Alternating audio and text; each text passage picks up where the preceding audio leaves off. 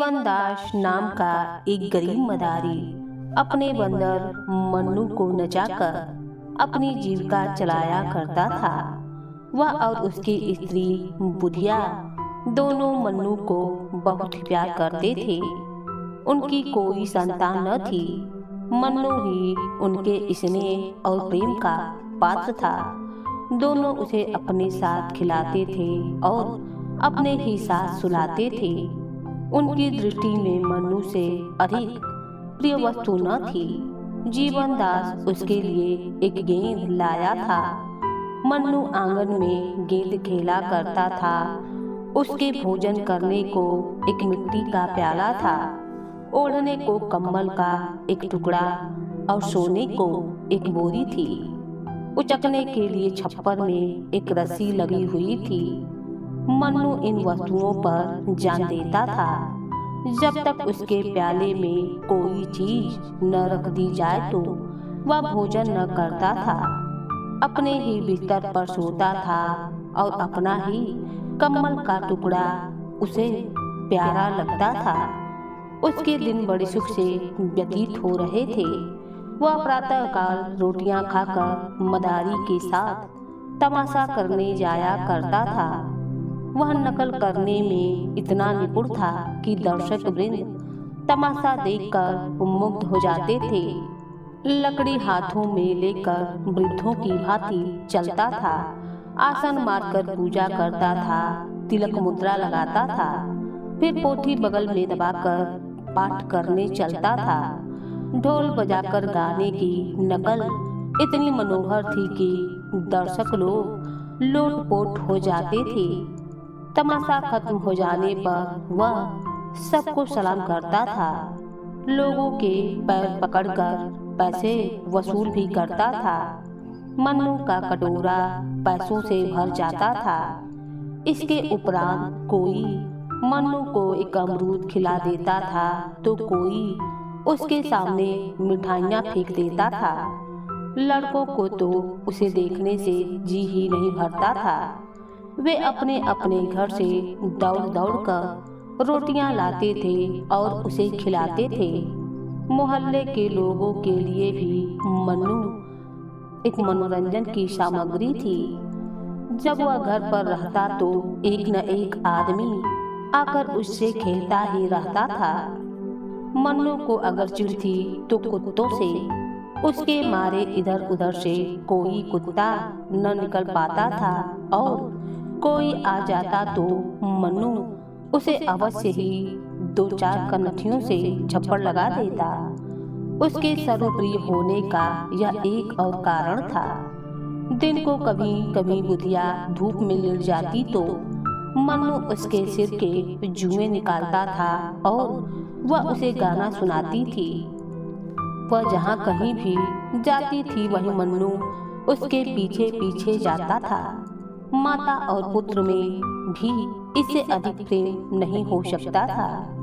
एक दिन मन्नू के जी में आया कि चलकर कहीं फल खाना चाहिए। फल खाने को मिलते तो थे, पर वृक्षों पर चढ़कर डालियों पर उचकने, कुछ खाने और कुछ गिराने में कुछ और ही मजा था। बंदर विनोदशील होते ही हैं और मन्नू में इसकी मात्रा कुछ अधिक थी। कभी पकड़ धकड़ और कभी मारपीट की नौबत न आई थी। पेड़ों पर चढ़कर फल खाना उसके लिए स्वाभाविक जान पड़ता था। यह न जानता था कि वह प्राकृतिक वस्तुओं पर भी किसी न किसी की छाप लगी हुई है। दोपहर को जब जीवन दास तमाशा दिखाकर लौटा तो मन्नू लंबा हुआ। वह यूं भी मोहल्ले में चला जाया करता था, इसीलिए किसी को संदेह न हुआ कि वह कहीं चला गया है। इधर उधर वह घूमता घामता खपरेलों पर उछलता कूदता एक बगीचे में जा पहुंचा। देखा तो फलों से पेड़ लदे हुए थे। आंवला, कटहल, लीची, आम, पपीते लटकते देखकर उसका चित्त प्रसन्न हो गया। मानो वे वृक्ष उसे अपनी ओर बुला रहे हैं कि आओ खाओ, जहाँ तक खाया जाए, यहाँ किसी तरह की रोक टोक नहीं है। मन्नू तुरंत एक छलांग मारकर चारदीवारी पर चढ़ गया। दूसरी छलांग में पेड़ों पर जा पहुंचा। कुछ आम खाए, कुछ लीचियां खाई। खुश होकर गुठलियां इधर उधर फेंकना शुरू किया। फिर सबसे ऊंची डाल पर जा पहुंचा और डालियों को हिलाने लगा। पके आम जमीन पर बिखर गए। खड़खड़ाहट हुई तो माली दोपहर की नींद से चौंक पड़ा और मन्नू को देखते ही उसे पत्थरों से मारने लगा।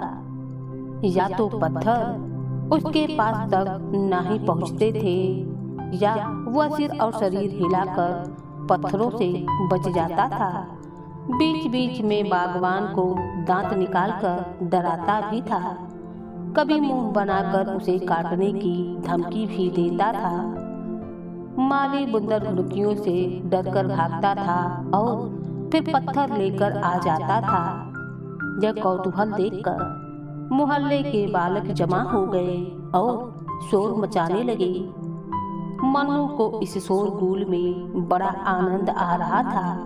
वह आधे फल खा खा कर नीचे गिराता था और लड़के लपक लपक कर चुन लेते थे। तालियां बजा बजा कर कहते थे, बंदर मामू और कहाँ है तुम्हारा ठौर।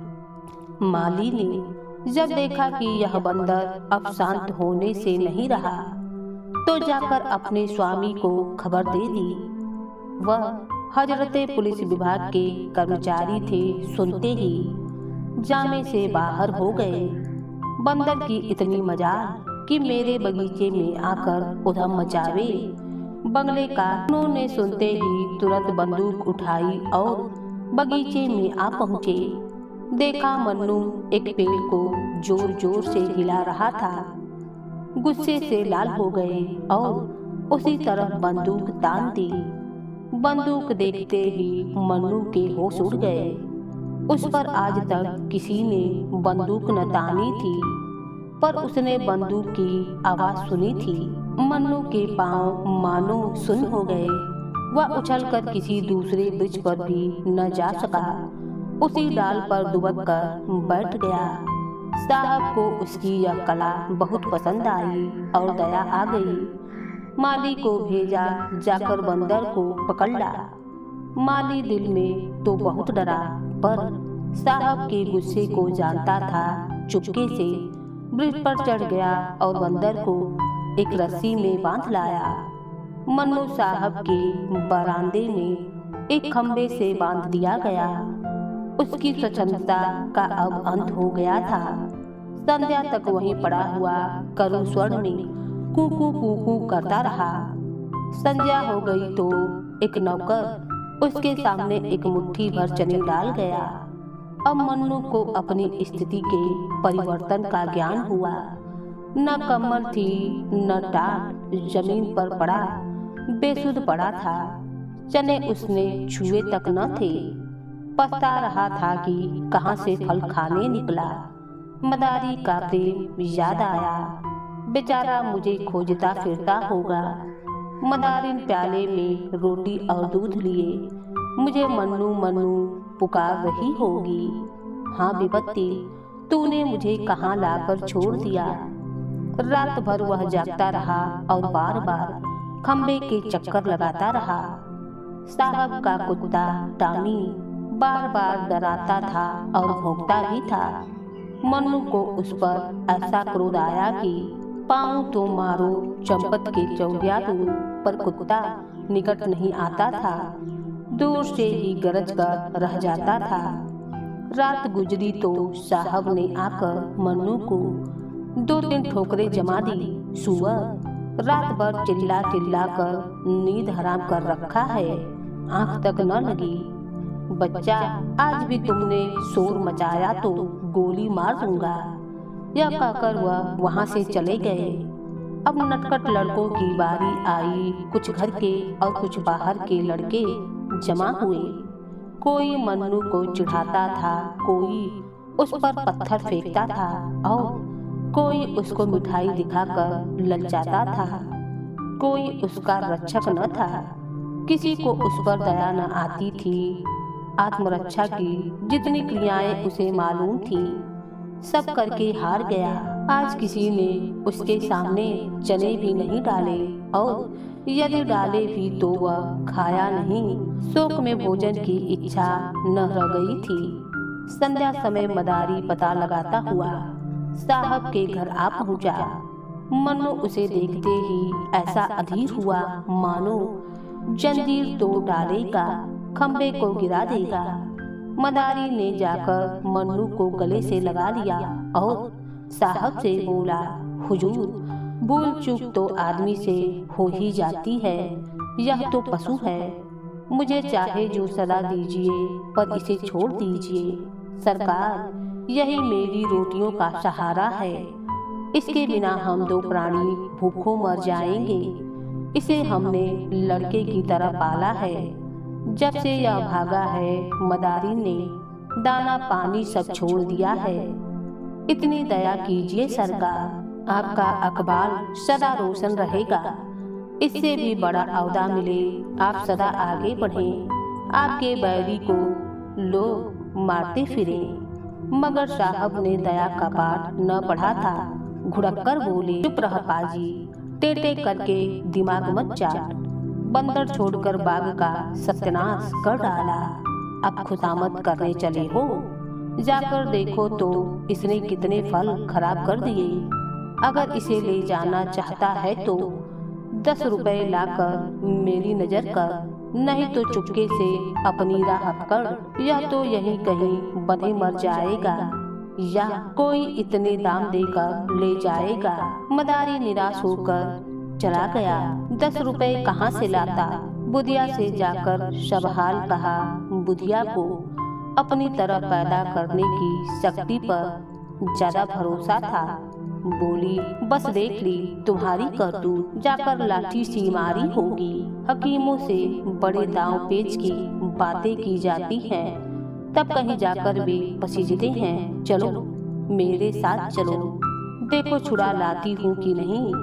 यह कहकर उसने मन्नू का सब सामान एक गठरी में बांधा और मदारी के साथ साहब के पास पहुंची।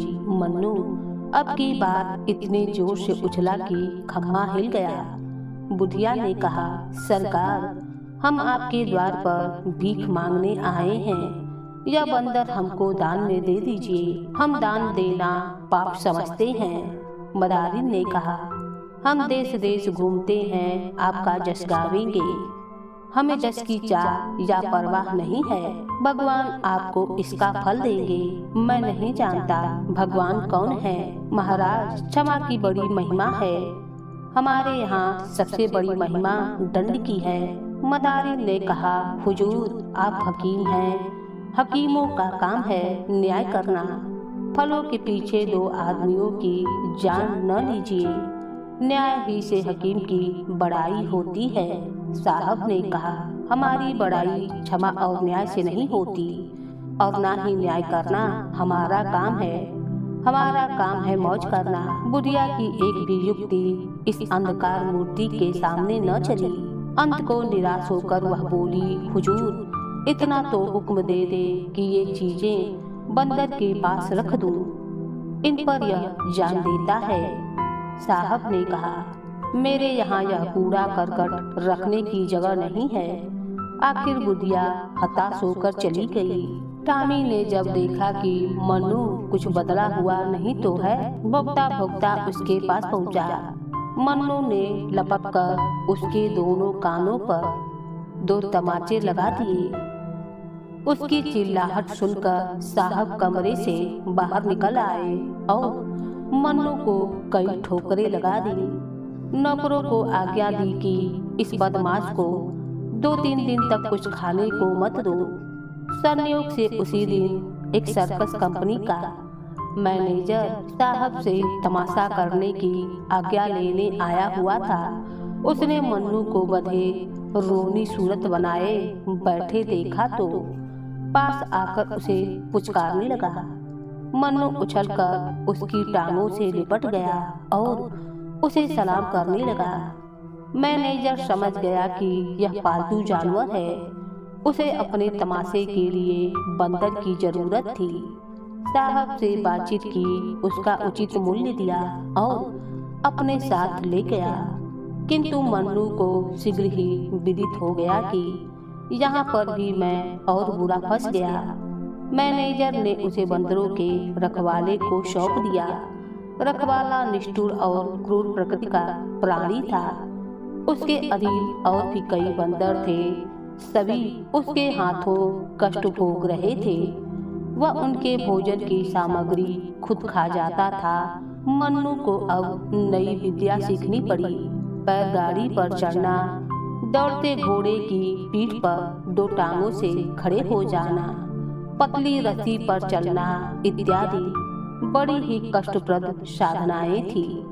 मन्नू को ये सब कौशल सीखने में बहुत मार खानी पड़ती थी। जरा भी चूकता तो पीठ पर एक डंडा पड़ जाता। उससे अधिक कष्ट की बात यह थी कि उसे मदारी के यहाँ तो तमाशे ही दिखाना पड़ता था, किंतु उस तमाशे और इस तमाशे में बड़ा अंतर था। कहाँ वे मदारी की मीठी मीठी बातें, उसका दुलार और उसका प्यार, और कहाँ यह कारावास और डंडों की मार। ये काम सीखने में उसे इसलिए और भी देर लग रही थी। वह अभी तक जीवन दास के पास भाग जाने के विचार को भूला न था। नित्य इसकी ताक में लगा रहता था कि मौका पाऊं और निकल जाऊं। लेकिन वहाँ जानवरों पर बड़ी कड़ी निगाह रखी जाती थी। बाहर की हवा तक न मिलती थी। भागने की तो बात ही क्या है। काम लेने वाले सब थे, मगर भोजन की खबर लेने वाला वहाँ कोई न था। साहब की कैद से तो मन्नू जल्द ही छूट गया था, लेकिन इस कैद में 3 महीने बीत गए। शरीर घुल गया, नित्य चिंता घेरे रहती थी, पर भागने का कोई ठीक ठिकाना न था। जी चाहे या न चाहे उसे काम अवश्य करना पड़ता था। स्वामी को पैसों से काम था, वह जिए चाहे मरे। संयोगवश एक दिन सर्कस के पंडाल में आग लग गई। सब इधर उधर चिल्लाकर भागने लगे। मन्नू भी भाग खड़ा हुआ। पीछे फिरकर भी न देखा कि पंडाल जला या बचा। मन्नू कूदता फांदता सीधे घर पहुंचा, जहां जीवन दास रहता था। लेकिन द्वार बंद था। खपरेल पर चढ़कर वह घर में घुस गया, मगर किसी आदमी का चिन्ह नहीं मिला। वह स्थान जहां वह सोता था और जिसे बुढ़िया गोबर से लीप कर साफ रखा करती थी, अब घास पात से ढका हुआ था। वह लकड़ी जिस पर चढ़कर कूदा करता था, दीमकों ने खा ली थी। मोहल्ले वाले उसे देखते ही पहचान गए। शोर मच गया, मन्नू आया, मन्नू आया। मन्नू उस दिन से रोज संध्या के समय उसी घर में आ जाता था और अपने पुराने स्थान पर लेटा रहता था। वह दिन भर मोहल्ले में घूमा करता था। कोई कुछ दे देता तो खा लेता था, मगर किसी की कोई चीज नहीं छूता था। उसे अब भी आशा थी कि मेरा स्वामी यहाँ मुझसे अवश्य मिलने आएगा। रात को उसके कराहने की करुण ध्वनि सुनाई देती थी। उसकी दीनता पर देखने वालों की आंखों से आंसू निकल पड़ते थे। इस प्रकार कई महीने बीत गए। एक दिन मन्नू गली में बैठा हुआ था। इतने में लड़कों का शोर सुनाई दिया। उसने देखा एक बुढ़िया नंगे बदन, एक फटे कपड़े में लिपटे हुए भूतनियों की तरह चली आ रही है, और कई लड़के उसके पीछे पत्थर फेंकते पगली नानी की हाँक लगा रहे हैं। वह रह रहकर रुक जाती थी और लड़कों से कहती थी, मैं पगली नानी नहीं हूँ, मुझे पगली क्यों कहते हो। बुढ़िया उसी तरह शांत भाव से आगे चलती गई। जब वह निकट आई तो मन्नू उसे पहचान गया। यह तो मेरी बुढ़िया है। वह दौड़कर उसके पैरों से लिपट गया। बुढ़िया ने चौंक कर मन्नू को देखा, पहचान गई। उसने उसे छाती से लगा लिया। मन्नू को गोद में लेते ही बुढ़िया को अनुभव हुआ कि उसे लगा कि उसके मुख पर जो एक अमानुष आभा थी, उसकी जगह चिंता का पीलापन दिखाई देने लगा। वह रो रो कर मन्नू से कहने लगी, बेटा तुम कहाँ चले गए थे? इतने दिन हो गए हमारी सूध न ली। तुम्हारा मदारी तुम्हारे ही वियोग में परलोक सिधार गया। मैं भिक्षा मांग मांग कर अपना पेट पालने लगी। घर द्वार तहस नहस हो गया। तुम थे तो खाने की, पहनने की, गहने की, घर की इच्छा थी। तुम्हारे जाते सब इच्छाएं लुप्त हो गईं। अकेली भूख तो सताती थी, पर संसार में और किसी की चिंता न थी। तुम्हारा मदारी मरा, पर आंखों में आंसू न आए। वह खाट पर पड़ा कराहता था और मेरा कलेजा ऐसा पत्थर का हो गया था कि उसकी दवा दारू की कौन कहे। उसके पास खड़ी तक न होती थी। सोचती थी यह मेरा कौन है। अब आज वे सब बातें और अपनी वह दशा याद आती है तो यही कहना पड़ता है कि मैं सचमुच पगली हो गई थी। और लड़कों का मुझे पगली नानी कहकर चिढ़ाना ठीक ही था।